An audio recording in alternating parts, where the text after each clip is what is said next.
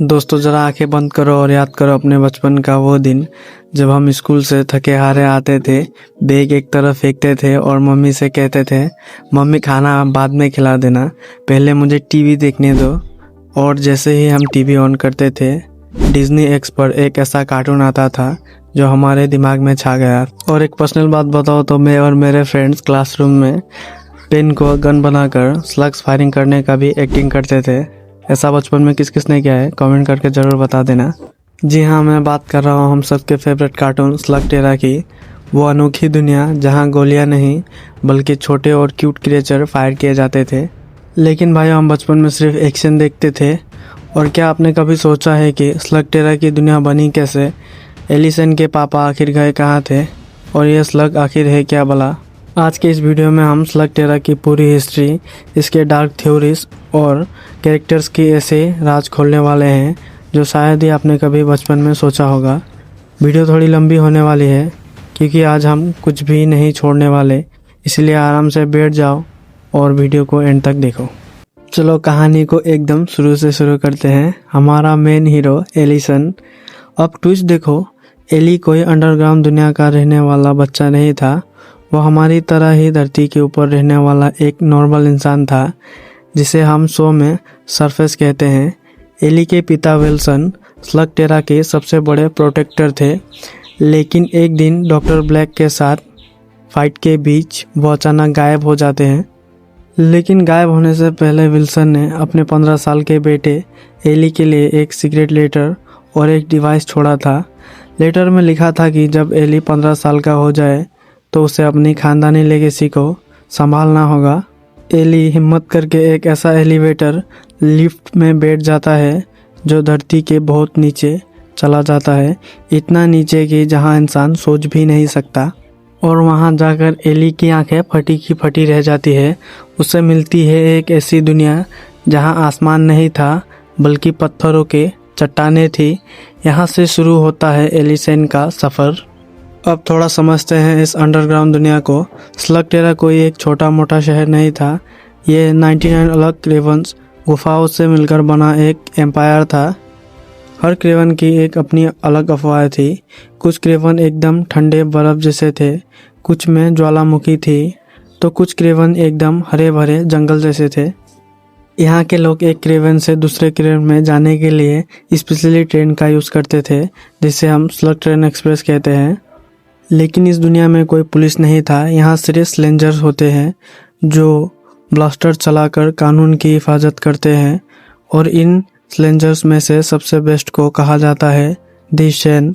Wilson के जाने के बाद पूरी 99 क्रेवन्स में डर का माहौल था क्योंकि अब उनका कोई रखवाला बचा नहीं था।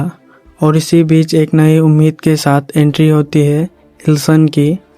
एली इस बड़ी दुनिया में कुछ नहीं कर सकता था, उसे दोस्तों की ज़रूरत थी। और तभी बनती है हमारा फेवरेट दी शॉन गैंग। चलो इन तीनों कैरेक्टर की थोड़ी और डिटेल में बात करते हैं ताकि नॉस्टैल्जिया थोड़ा और हिट हो। सबसे पहले आते हैं हमारा कर्ट जेन।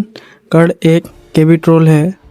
बचपन में जब हम कर्ट को देखते थे तो लगता था कि ये कोई विलन है क्योंकि वो बहुत बड़ा और भारी भरकम था। लेकिन कर्ट का दिल सोने का था। वो एक टॉप क्लास इंजीनियर था।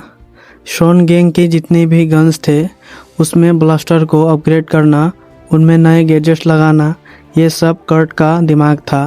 कर्ट के बिना एली कभी इतना आगे नहीं बढ़ पाता। दूसरी कैरेक्टर थी ट्रेक्सी। हमने हमेशा देखा है कि ट्रेक्सी हमेशा अपने हाथ में एक वीडियो कैमरा लिए रहती थी। वो स्लगटेरा की एक ऐसी डिटेक्टर बनना चाहती थी जो वहाँ के लोगों को सच्चाई दिखा सके। ट्रेक्सी सिर्फ एक फोटोग्राफर नहीं थी भाई, वो टीम की स्ट्रेटेजिस्ट थी। जब एली गुस्से में होश खो देता था तब ट्रेक्सी ही दिमाग से काम लेती थी। और आखिर में आता है हम सबका फेवरेट कॉमेडी किंग प्रोंटू।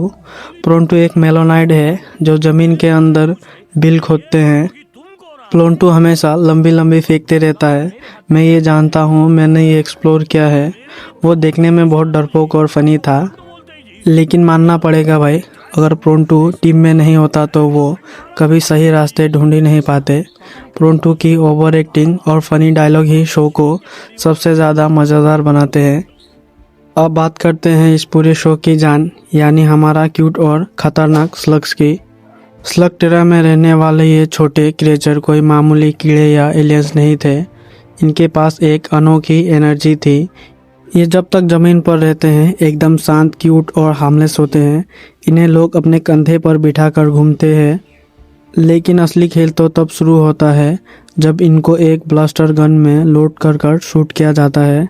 इन स्लग्स का एक फिजिकल लॉ था, जैसे ही ये ब्लास्टर से निकलते हैं और हवा में 100 माइल्स पर आवर्स की स्पीड क्रॉस करते हैं, इनके अंदर का डीएनए ट्रांसफॉर्म हो जाता है। ये छोटे से क्यूट बच्चे बन जाते हैं जाइंट, खतरनाक और बैडस मॉन्स्टर। चलो कुछ फेमस स्लग्स की बात करते हैं। सबसे पहले हमारा प्यारा बर्फी। ये आग उगलने वाला स्लग्स था।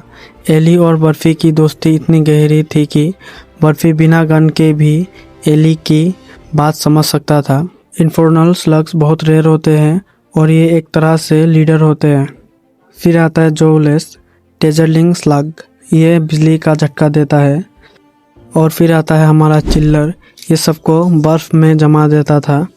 स्लगटेरा में लगभग 40 से ज़्यादा टाइप के स्लग दिखाया गया था और हर एक के पास अपनी पावर्स थी।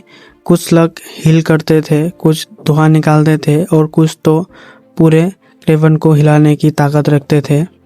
अब आते हैं इस कहानी के सबसे अंधेरे हिस्से पर, यानी डॉक्टर ब्लैक। ये आदमी पहले विल्सन का दोस्त हुआ करता था, लेकिन इसके पावर के भूख ने इसे अंधा कर दिया। डॉक्टर ब्लैक ने महसूस किया कि नॉर्मल स्लग की पावर में एक लिमिट होती है, इसलिए उसने ढूंढ निकाला डार्क वाटर। ये डार्क वाटर इतना जहरीला और बुरा था कि जब इसमें किसी मासूम और क्यूट स्लग को डुबाया जाता था तो वह स्लग अपनी मासूमियत खो देता था। वो दर्द से तड़पता था और ट्रांसफॉर्म हो जाता था गाउल में। गाउल में स्लग नॉर्मल स्लग से ज़्यादा एग्रेसिव और ख़तरनाक होते थे। बचपन में हम जब उन गाउल्स को चिल्लाते हुए देखते थे तो सच में डर लगता था।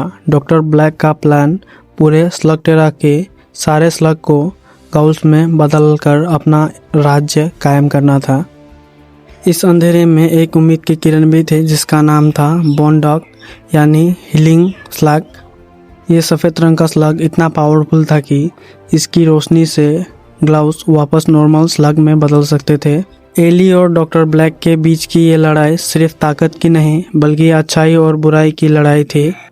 अब आते हैं उस सवाल पर जो हर बच्चे के दिमाग में था। एली के पापा विल्सन गायब कहाँ हो गए थे? शो में रिवील हुआ था कि उन्हें मारा नहीं गया था, बल्कि डॉक्टर ब्लैक के एक डार्क स्लग ने उन्हें एक पोर्टल में खींच लिया था।